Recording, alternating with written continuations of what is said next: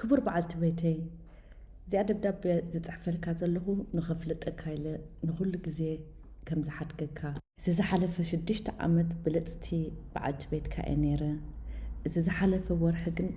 ጭንቀት ጥራይ ተሰሚዕኒ ሎማዓልቲ ሓላፊ ስራሕኻ ደውልለይ ስራሕኻ ከም ተሓድጎ ነጊርኒ ድማ ካልእ ከተማ ከም ትቕይር ነጊርኒ እዚ ከዓ መወዳእታ ብዛዕባኻ ዝሰማዕኽዎ እዩ ነይሩ ዝሓለፈ ሰሙን ክትመፅእ ከለኻ ሓድሽ ከም ዝቆረፅክዎ ፀጉሪ ኣይትረዳእካን ድማ ትፈትዎ ምግቢ ከም ዝስራሕ ኩልካ ኣይትረዳእካን ከምኡ ከዓኒ እቲ ብሉፅ ፅቡቕ ፒጃማ ምስ ተኸደንኩ ከማን ወላ ሓደ ኣይበልካንን ንስኻ ገዛ መፂኻ ድሕሪ ቁሩብ ደቃይቅ ከዓኒ ተኺልካ ናብ ዓራት ሓሊፍካ ኣብኡ ቴሌቪዥን ርኢኻ ድሕሪኡ ደቂስካ ትነግረንን ኢኻ ከማን ክሳብ ክንደይ ከም ተፍቅረኒ ከምኡ ከዓኒ ዓይነት ተሓቋቆፍኒ ኢና ከምኡ ከዓኒ እቲ ሰብኣይን ሰበይትን ዝገብርዎ ኣይንገብርን ኢና ካብዚ ኩሉ ጠባይካ ተበጊሰ ዝተረዳእ ድማ ወይ ምስ ካልእ ትኸይድ ኣለኻ ትዛውር ኣለኻ ወይ ድማኒ ኣይተፍቅረንን ኢኻ ብዝኾነ ይኹን ግን ኣነ ካብ ሎማዓልቲ ክሓድገካ እየ ክደልየኒ እንድሕር ክትፍትን ደሊኻ ኣይትፈትን ክብለካ ይደሊ ኣነን ሓውኻን ናብ ዌስት ቨርጂንያ ንኸይድ ኣለና ናብኡ ክንቀይር ኢና ክብርቲ ሰበይተይ ዝነበርኪ ክብርቲ ኤክስ ሰበይተይ ደብዳቤ ምስ ተቐበልኩ ብጣዕሚ ሓጎስ ተሰሚዐኒ ብጣዕሚ ተሓጒሰ ደብዳቤ ምስ ረኽብክዎ ሓቂኺ 6 ዓመት ተመርዒና ነርና ግን ብልፅቲ ሰበይቲ ብናተይ ርድኢት ካልእ ጉዳይ እዩ ካልእ ዓይነት ሰበይቲ እያ ያ ሓቂኺ ብኣምሆይ ዝሓለፈ ሰሙን መግቢ ምስ ስራሕ ክልና ተኺለ ድሕሪ መግቢ ናብ ዓራት ሓሊፈ ኔትፍሊክስ ክርኢ ኔትፍሊክስ ብብዝሒ ምርኣየክ ድማ ከዓኒ ካብቲ ናትክ ምኒን ካሃድም ኢለ እየ እሱ ከማን ግን ኣይሓገዘንን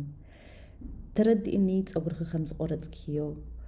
ዝሓለፈ ሰሙን ኣስተብሂለሉ እየ እቲ መጀመርያ ሓሳብ ዝመፃኒ ምስ ፀጉርኺ ምስ ረኣኹ ድማ ዋ እንታይ ዳኣኒ ኣሎ ምስ ሰብኣይ መሲላ እዩ ሓሳብ መፅኒ ፀጉርኺ ምስ ረኣኹ ስድራ ቤተይ ግን እንታይ ምዕብዮምኒ እንድሕር ፅቡቕ ነገር ክትብል ዘይከኣልካ ወይ ደስ ዝብሎ ነቲ ሰብ ክትዛረብ እንድሕር ዘይከኣልካ ሱቕ ምባል ምረፅ ስለ ዝበሉኒ ኣነ ከዓኒ ሱቕ ኢለ እቲ ዝፈትዎ ምግቢ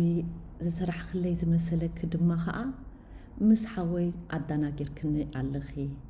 ኣነ 3 ዓመት ገይረ ኣለኹ ካብ ስጋ ካብ ምብላዕ ጠጠው ካብ ዘብሎ 3 ዓመት ቬጀቴርያን እየ ረሲዕክ ትኾን እምበር ኣብቲ ምሸት እቲ ክሓቕፈክ ጀሚረ ነይረ እቲ ዋጋ ናይቲ ፒጃማ ምስ ረኣኽዎ ግን ፈዚዘ ጸሎት ይገብር ነይረ እዚ ኩሉ ዝሪኦ ዘለኹ ናይ ኣጋጣሚ ክኸውን ኣብቲ ኣብ መዓልቲ እቲኣ ናይ ንግሆ ሓወይ ደው ኢሉ $300 ከለቅሖ $300 ከዓኒ ሂበዮ ናትክ ፒጃማ ከዓኒ ከምቲ ኣጋጣሚ 299.99 ምስ ረኣኽዎ እቲ $300 ዝለቃሕኽዎ ዘኪረዮ ድሕሪ እዚ ኩሉ ጥርጣረ ኸማን ክሳብ ክንደይ ከም ዘፍቅረኪ ተረዲእኒ ስለዚ ንነብሰይ ኩሉ ብሓንሳብ ከም ንሰግሮ ኣብ መንጎ ክልቴና ሽግር ዘሎ ፀገም ዘሎ ብሓንሳብ ኮይና ከም ንፈትሖ ክእምኖ ፈቲነ ስለዚ ኣብ ሎተሪ $15 ሚልዮን ከም ዝሰዓርኩ ምስ ፈለጥኩ ስርሐይ ሓዲገዮ ድሕሪኡ ከዓ ንክልቴና ዝኸውን ትኬት ናብ ሃዋይ ክንከደሉ ንኽእል ቆሪፀ ኣብ ገዛ ምስ መጻኹ ግን ደብዳቤ ክረኺበዮ ኩሉ ግዜ ኣብ ህይወት ዘጓንፈካ ብዘይ ምኽንያት ኣይኮነን ስለዚ ተስፋ ይገብር እቲ ትደልዮ ህይወት ክትሕልፍ ንስኺ ሕጉስቲ ክትኮኒ ከምቲ ኩሉ ግዜ ትትምነዮ ዝነበርኪ ጠበቓ ናተይ ድማ እዚኣ ደብዳቤ ናትክ ምስ ተቐበለ ካብኣ ተበጊሱ ንስኺ ሳንቲም ከም ዘይትቕበሊ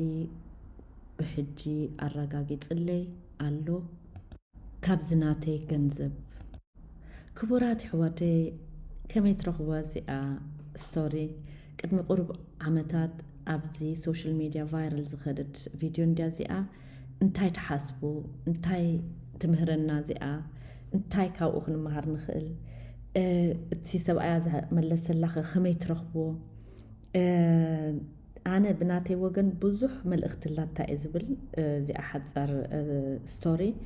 እስኻትኩም ግን እንታይ መልእኽቲ ተቐቢልኩም ኣለኹም እንታይ ካብኣ ተረዲእኩም ኣሎ ኣነ ብናተይ ወገን ናትኩም ዝሰማዕኹ ናተይ ርኢቶ ክነግረኩም ካልእ መዓልቲ ኣብ ላይፍ ድዩ ወይ ብቪድዮ ክሓስበሉ ክገብር ማለት እዩ እስኻትኩም ግን ብሕጂ ንገሩኒ እንታይ እዩ ሓሳብ ናትኩም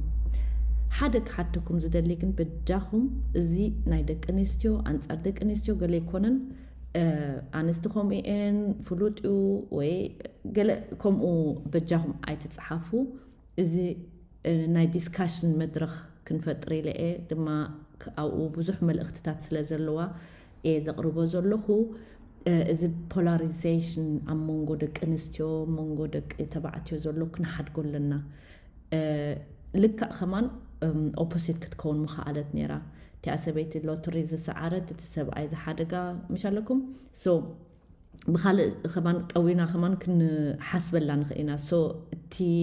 መልእኽቲ ቀንዲት መልእኽቲ እዩ ዝገድሰኒ ከምዚ ዝኾነ ፅልኢ ገለ ኣብዚ ብጃኹም ናይ ፅልኢ ዝኾነ መልእኽቲ ኣይትሕደጉ እዚኣ ክሓተኩም ይደሊ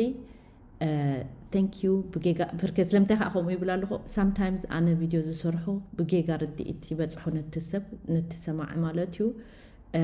ሶ ወይ እቲአን ደቂ ኣንስትዮ ኣንፃር ኣንስቲ ምዃኑ እዚ ቪድዮ ግን ናይ ብሓቂ ኣብ ሶሻል ሚድያ ዝነበረት እያ ናተይ ኣይኮነትን ሶ ስኻትኩም ሓሳባትኩም ግለፁለይ ደስ ይብለኒ ክሰምዓው ናትኩም ከማን ቴንክ ዩ ባይ